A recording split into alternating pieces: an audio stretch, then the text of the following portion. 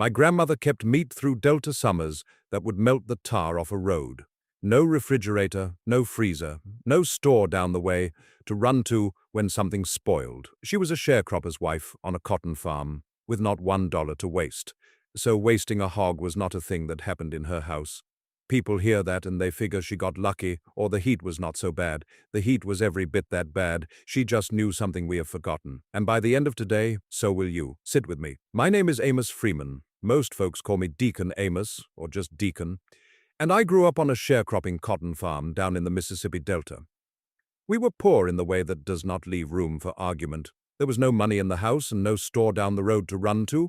And even if there had been, there was nothing in the pocket to spend there. So my grandparents did what poor folks have always done. They grew it, they made it, they fixed it, and they kept it themselves. Everything I am about to show you, I learned standing at my grandmother's elbow, or watching my grandfather work behind the smokehouse on a cold morning. That is where it all comes from. Now, here is the thing about keeping meat. Winter is easy. When the weather drops below freezing and stays there, the cold does half the work for you, and the old folks up north leaned on that hard. But down in the Delta, the summer is the hard part. The summer is where the real knowing shows itself. 95 degrees, air like warm water, and a hog that has to last until fall. That is the problem my grandmother solved every single year of her life and never thought twice about it. What I want you to understand before we go a step further is that these are not survival tricks. This is not something you pull out when the lights go off. This is how a family ate every day for generations, and the meat that came out the other end tasted better than anything you will ever pull off a cold shelf wrapped in plastic. The old ways were not a sad compromise. The old ways made the food. But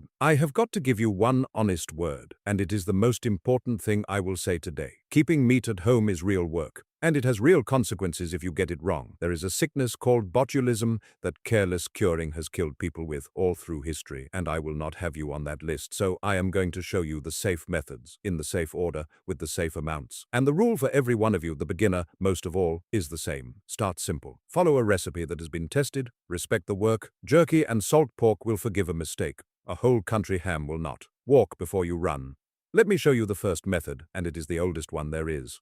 Salt. Salt is the grandfather of all of it. Long before there was ice in a box, and a long while before there was a cold case at any store, every people who ever raised an animal figured out one thing. Salt will keep meat. In my grandmother's kitchen, salt was the one thing we could not grow and could not make ourselves. It came from somewhere else, bought with money we did not have or traded for with eggs and labor, and so it was handled like it was precious because to us it was. Nobody in that house ever wasted a pinch of it. Let me tell you why it works, because once you understand the why, the rest of this comes easy. The little creatures that spoil meat, the bacteria, they need water to live. They cannot live in a dry place, and salt is thirsty. When you rub salt onto a piece of meat, it pulls the water right out of it. The meat dries. The bacteria starve. The meat keeps. That is the whole secret, and it is plain chemistry. Here is the part the old books are clear about, so I am going to give you a real number. For a dry salt cure, you want about 2.5% salt by the weight of the meat.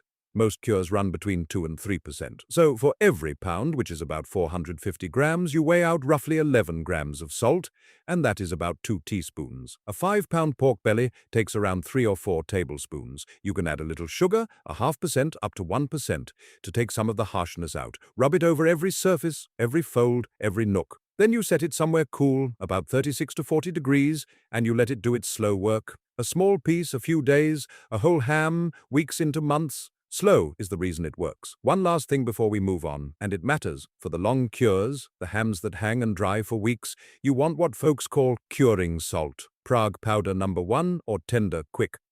That is salt with a tiny dose of sodium nitrite mixed in, and that tiny dose is what stops the botulism. Plain salt is plenty for short cures and quick jerky.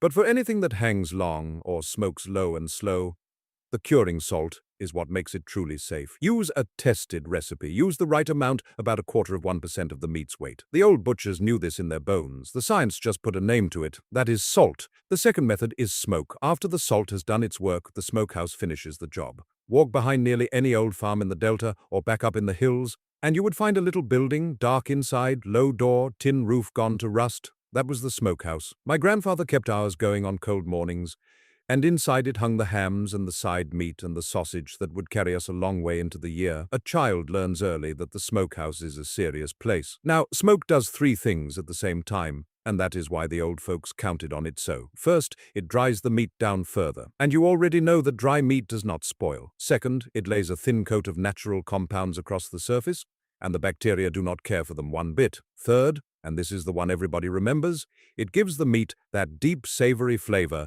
that no oven and no machine on earth has ever matched. One fire, three kinds of work. You ought to know there are two ways to smoke, and they are not the same. Cold smoking is done below about 90 degrees. Just smoke, almost no heat. That is what makes a true smoked ham or a country sausage that hangs for months. Hot smoking runs hotter, somewhere between 160 and 225 degrees, and that one cooks the meat through while it smokes the way ribs are done. Here is the honest word. Cold smoking sits right in the danger zone for bacteria, so it has to follow a proper salt cure first. Hot smoking cooks as it goes, so it forgives more. Both have their place. Know which one you are doing, and the wood matters as much as anything. Down our way, hickory was king, deep and strong, and pecan right alongside it, a little sweeter.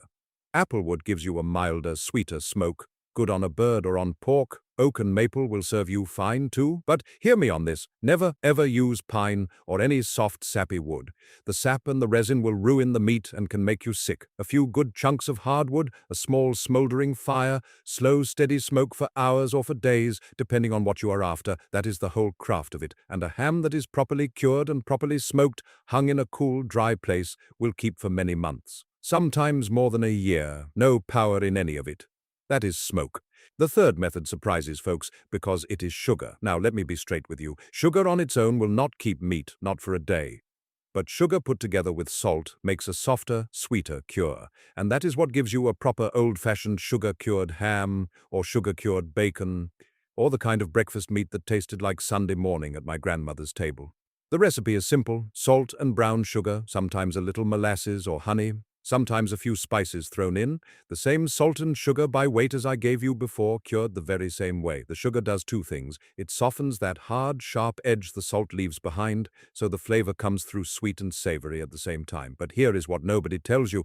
That sugar quietly feeds a slow, good fermentation deep in a properly cured ham, while the bad bacteria stay starved on the salt. The good kind do a small, patient work that gives old cured meat its depth. Folks taste a real sugar-cured ham for the first time, and they ask what in the world is in this. And the honest answer is just salt and sugar and a little patience. That is sugar. The fourth method is vinegar, and it works on the same plain idea as the salt does.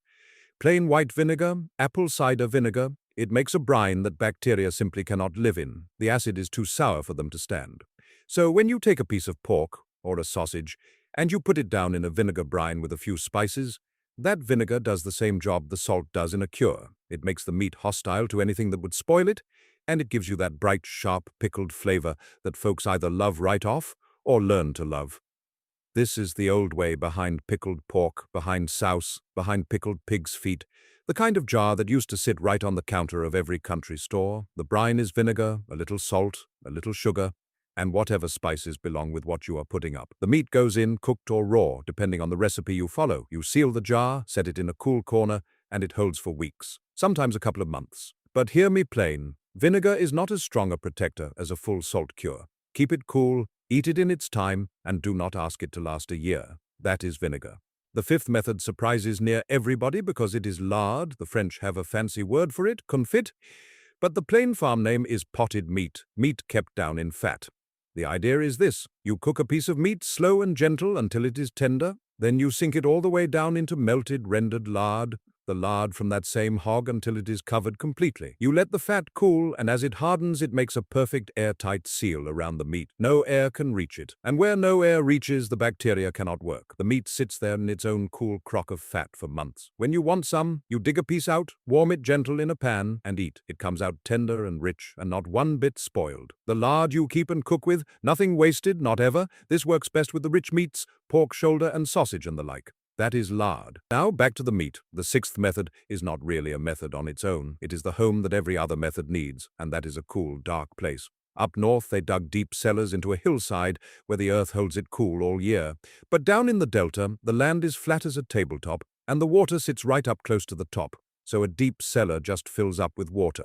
So my people did it another way. A little spring house built right over cool running water, a crock lowered down into the well on a rope where it stays cool and dark. The shaded north side of the house, a bucket sunk in the cool mud of the creek bank. Whatever you can manage, the goal is the same: steady, cool, and dark. Down in the 30s or low 40s if you can reach it, but even cool and dark and steady will beat the open summer air every time. And every single method I have shown you today works 10 times better when it has a place like that to live. That is the cool, dark place.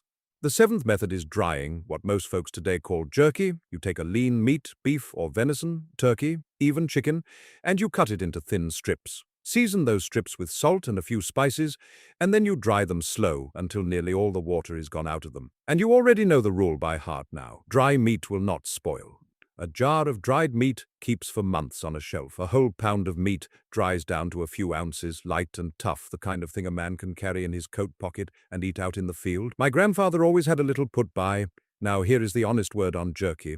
And this one comes straight from the food safety people at the agriculture department. The meat needs to reach an inside temperature of 160 degrees at some point in the making of it. Either you give it a short cook before you dry it, or the heat of the drying itself carries it there. But it has to get hot enough to kill any bacteria hiding in the raw meat. After that hot moment, you drop the heat down around 140 degrees and dry it slow until it is dry and leathery. Start hot, finish dry.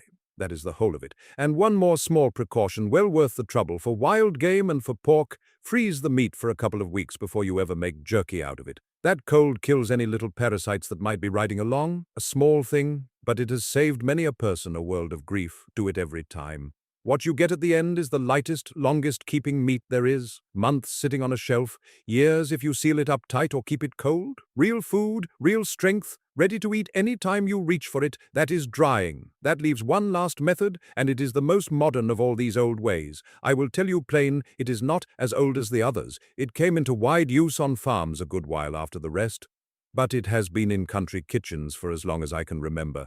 And it is the most dependable way there is to put up cooked meat for the long haul, years at a time. It is canning, and because it is the one that can hurt you worst if you get it wrong, I am going to give it to you careful and slow. Here is how canning works. You cook the meat, pack it hot into clean glass jars, and seal them. Then you set those jars in a pressure canner, not a boiling water bath, hear me, a pressure canner, under high steam pressure for the time the recipe calls for. That pressure drives the heat inside the jar up to around 240 degrees, hot enough to kill every bacterium and every spore, the botulism spore included. The jars seal tight as they cool, and the meat keeps on a shelf for years. 3 to 5 years, easy, kept cool. And here is the most important word in this whole video. You must use a pressure canner, never a plain water bath, for meat. And you must follow tested times from a real source, the USDA Canning Guide, your county extension office, or the ball book. Do not guess, do not shortcut. Bad canning of meat is the most common way folks have poisoned themselves. Done right, it is one of the safest things you can learn. Done wrong, it can kill. I would rather you wait and learn it proper, that is canning. Now look back at all of it. 8 ways to keep meat, and not one of them needs a wire from the power company. Salt, smoke, sugar, vinegar, lard, a cool dark place, drying and canning. And here is the quiet truth. When you keep meat this way, it does not just last. It gets better. The old ways were never a sad compromise. The old ways made the food. There is no profit for any store in teaching you this, so it got let go. But it works today as well as it ever did. My grandparents fed a family through every Delta summer this way, with no money and no store, and they never once called it survival. They called it living. So, this week, pick one. For most of you, I would say start with jerky, because it is the most forgiving. Buy a few pounds of lean beef, cut it thin, salt it, dry it hot, then slow. Once you have eaten meat you kept with your own 2 hands, none of the rest will feel strange. Tell me in the comments which of the 8 you would try first. And if your people kept a smokehouse or a spring house, tell me what you remember, because that is the very thing I am working to keep alive. I rid everyone. Next time I will show you the old way we rendered lard from a side of pork, the slow heat, the cracklings, the clean white jars. It is the natural next step. Until then, get a tested recipe and start with the easy ones.